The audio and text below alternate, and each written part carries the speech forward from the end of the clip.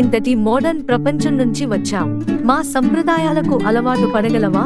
అవును అత్తగారు, నేను కొత్తగా నేర్చుకోవడానికి సిద్ధంగా ఉన్నాను. అమ్మా, లీలను అలా జడ్జ్ చేయొద్దు. ఆమె చాలా తెలివైన అమ్మాయి.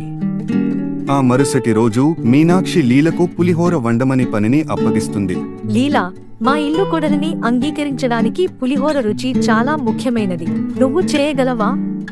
నిజం చెప్పాలంటే ఇదంతా నాకు కొత్త, కాని మీకోసమే నేర్చుకుని చేస్తాను. లీలా టెన్షన్ పడుతూ అటూ ఇటు చూస్తోంది.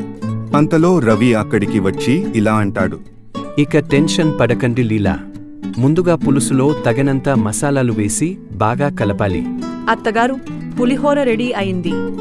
భోజనం చేద్దాం రండి.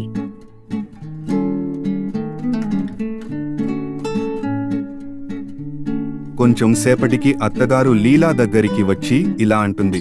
నువ్వు పులిహోర చాలా బాగా తయారు చేశావు. నువ్వు ఇంటికి తనకా కోడలివి.